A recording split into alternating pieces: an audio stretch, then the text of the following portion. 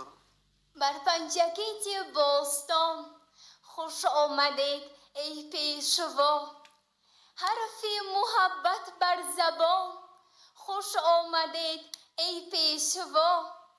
باشد به دیده جایتان از نیت والایتان، این شهر گردید گلفشان خوش آمدید ای پیشوا. السلام علیکم محترم پیشوای معظم ملت. سلام. قدم مبارک شما را به پنجگنج باستانی خیر مقدم میگویم. من رحمانزاده نیلگونه، دانشجوی کورس یکمی فاکولته حقوق شناسی دانشگاه دولتی حقوق بیزنس و سیاست تاجیکستان می باشم. محترم پیشوای معظم ملت، با شرافت سیاست خیرتمندانه و دوراندیشانه شما اساسگزار صلح و وحدت ملی، پیشوای ملت، وطن عزیز ما در تمام ساحه‌های حیات جامعه به دستاوردهای نظررس نائل گردید. از جمله از طرف جامعه فرهنگی جهان اعتراف گردیدن شهر سرز همچون مرکز تمدن باستانی یکی از رویدادهای مهم دوران استقلالیت به شمار می رود که محض با تشبث و ابتکار بی‌واسطه شما عملی گردیده بار دیگر خلق تاجیک را به جهانیان همچون ملت کهن بنیاد و تمدن آفر، شهرساز و شهردار و هنرمند و کشاورزی دارای تاریخ قدیمه معرفی نمود. محترم پیشوای معظم ملت، چطوری که شما پیوسته تاکید میکنید ما جوانانی با ننگ و ناموس ملت تاجیک میراثبر این فرهنگ کهن میباشیم. افتخار از آن داریم که همچون پیروان صادق پیشوای ملت ادامه دهنده همین تاریخ، همین فرهنگ و همین ملت می باشیم.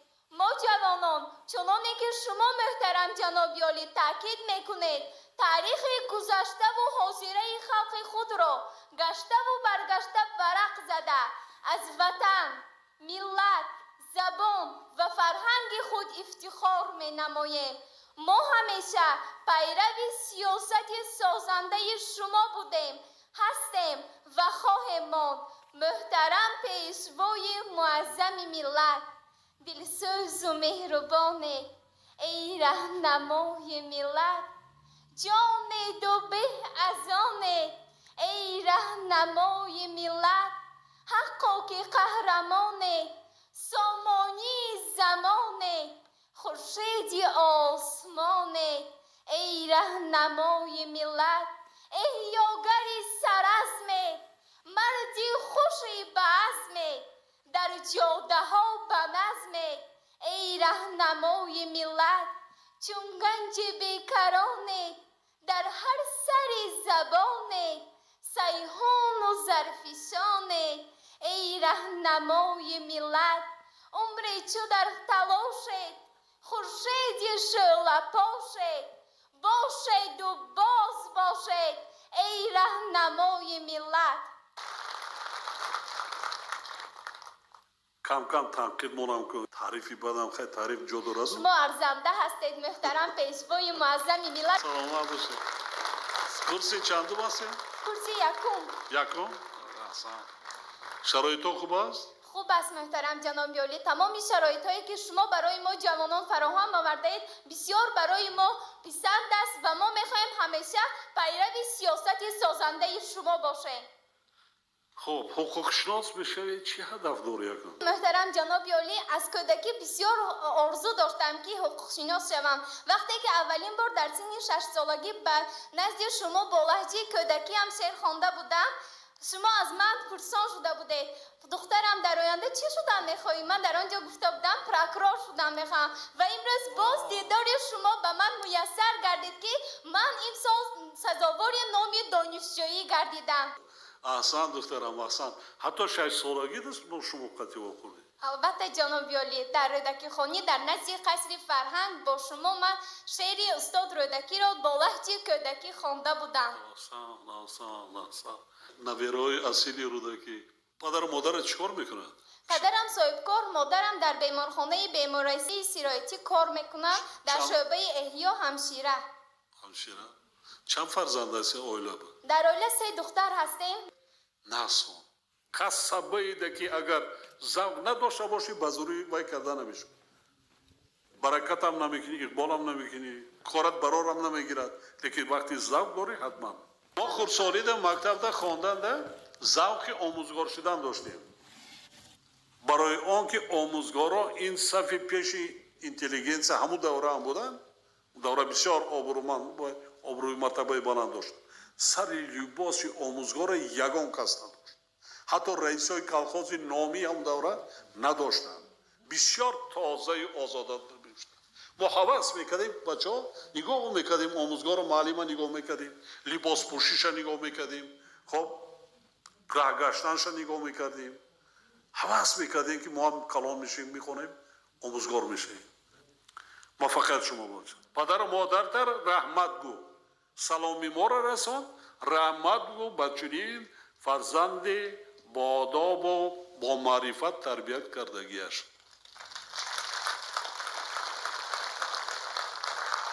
نزد مکتب رفتم، قریب نشناختم، به یادم رسیدم. صحرا بود، هیچی نبود، درخت هم نبود، اما یک چولیستان بود. وقتی که ما مرکزی محله زیست را انتخاب کردیم، بعد خانه‌های اولین من آمده در آنجا وای کردن، آب نبود، دیگر چیزا نبود. آهسته این مشکلات پسی سر شدن و امروز بعد من 15 سال بود مکتبی نو ساختم. علاقه نمیبرد. 1240 حاضر 700 نفر، 1280 دیگر وای کردیم. در مجموع 1400 جای با مکتب برای تحصیل سطح درجه عالی. من یک چیز را بگم برای شما آموزگار هستید در نزد مردم. وقتی سالهای طولانی تمام قلمرو مملکت رفتم مکتب میروم. سیاست من از روز اول این در مد اول رشد ساحه علم و معرف است. علم و معرف بر حق همیشه باید باشه. علم و معرف این ساحه‌ای هستند که کشور را یک بارانی البته کشور را آینده آباد میکند، پیشرفته میکند، سطح و صفت زندگی مردم را بلند میبردارد، در عرصه بین المللی نامبردار میکند. به علم به معارف دیگر قدم پیشرفته نمیشه. ملت هر قدر باسواد باشه همه قدر دولت زود ترقی میکند، پیش میرود. من مکتب در آمدم برای چی میگم؟ مکتب در برای همه داخل دارد. دیگر شهر نویام شنوند، آموزگارها شنوند، کارمندان شعبه‌های معارف، کارمندان ساحه معارف شنوند. در دیهات من اولین بار چنین مکتب چنین صفت تعلیم و تربیت را دیدم. در شهرانی کم. من وقتی شیشتم با جای آموزگار ژورنال صنف را گرفتم و با چه صحبت کردم. صنف 11 بودن، 12 13 نفر. فنی فیزیک معلم از درس رفته ایستاده است. بچه‌ها از فیزیک کی بهای 5 دارد. 7 نفر دست برداشت. این علاقه نشانه است. بعداً پرسیدم که بچه‌ها از فنی ریاضی کی بهای 5 دارد. 100% دست برداشتن. بعد من ایستادم گفتم شما شوخی میکنید ها؟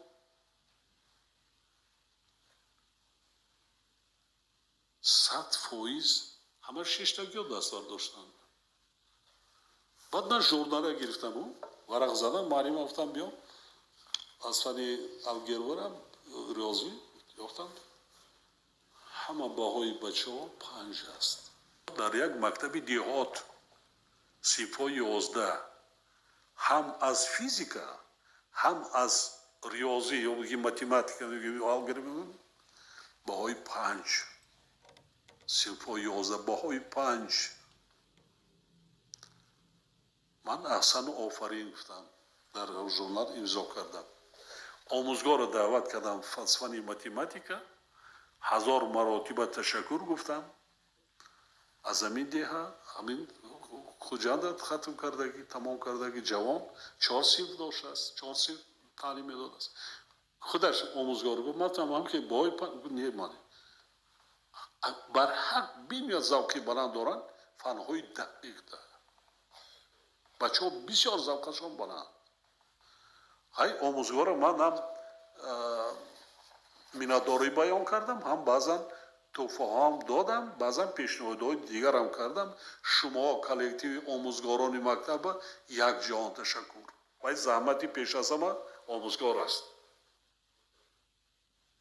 زحمتی آموزگار است اگر صفتی تعلیم و تربیه باشد ما آینده دانشمندان اختراعکاران پیدا می شود عالمان پیدا می شود متخصصای وزیده پیدا می شود